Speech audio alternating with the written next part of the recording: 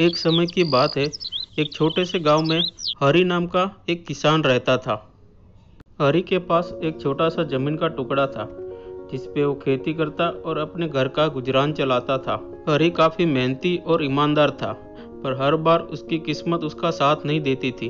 गांव में हरी का बड़ा ही मान था। लोग उसकी बातों को मानते थे। एक दिन हरी अपनी माँ के साथ बात कर रहा था।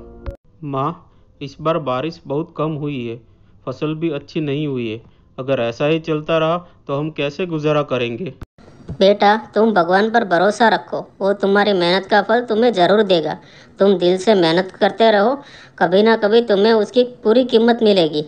हाँ माँ, मैं जानता हूँ, लेकिन कई बार ऐसा लगता है कि मेरी मेहनत बेकार जा रही है। एक दिन हरी गांव के लोगों के साथ खड़ा था। तभी उसमें से एक आदमी बोला, क्या तुम लोगों ने सुना? इस बार पूरे गांव में फसलें खराब हो रही है।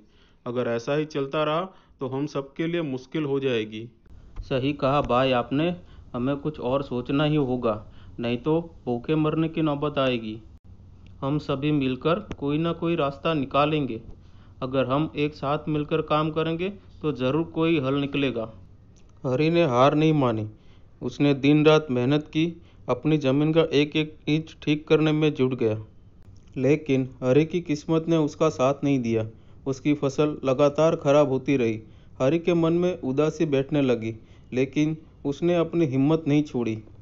एक दिन हरी जंगल की ओर गया, जहाँ वह अक्सर लकड़ियाँ इकट्ठा करने जाता था।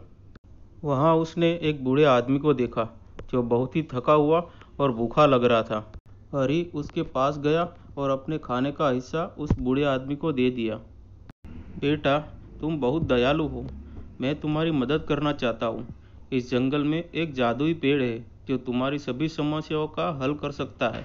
लेकिन याद रखना, उस पेड़ की शक्ति का सही उपयोग करना। जादुई पेड़? सच में? कहाँ है वो पेड़? मुझे उसकी मदद की बहुत ज़रूरत है। उस पेड़ को पाने के लिए तुम्हें सच्चाई, धैर्य और साहस का परीक्षण देना होगा। यह पेड़ तुम्हें तुम्हारी निस्वार्थता और सच्ची मेहनत का फल देगा।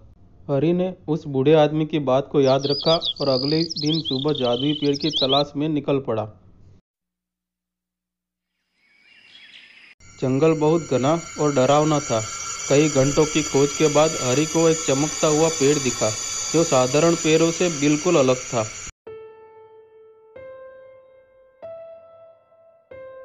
अरे, ये तो वही पेड़ है जिसके बारे में बूढ़े बाबा ने बताया था।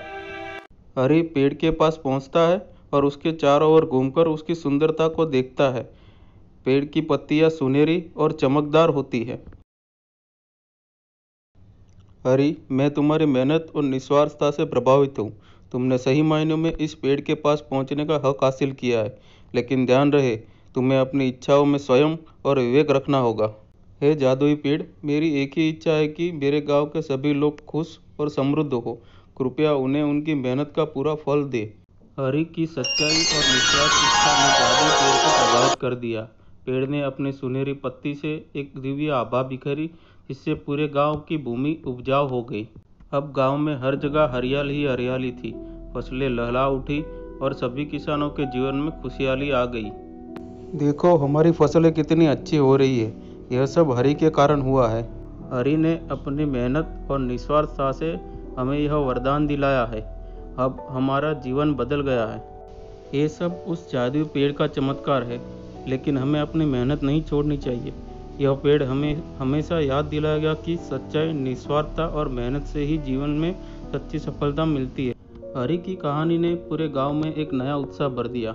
लोग अब समझ गए थे कि सच्ची मेहनत और ईमानदारी का फल हमेशा मीठा होता है। हरि ने अपनी निस्वार्थता और मेहनत से न केवल अपने जीवन को बल्कि पूरे गांव को खुशहाल बना दिया था। और वो जादुई पेड़ अब हर किसी के दिल में एक प्रेरणा के रूप में जीवित था, जो सिखाता था कि सही रास्ते पर चलने वाले को हमेशा ईश्वर का आशीर्वाद मिलता है।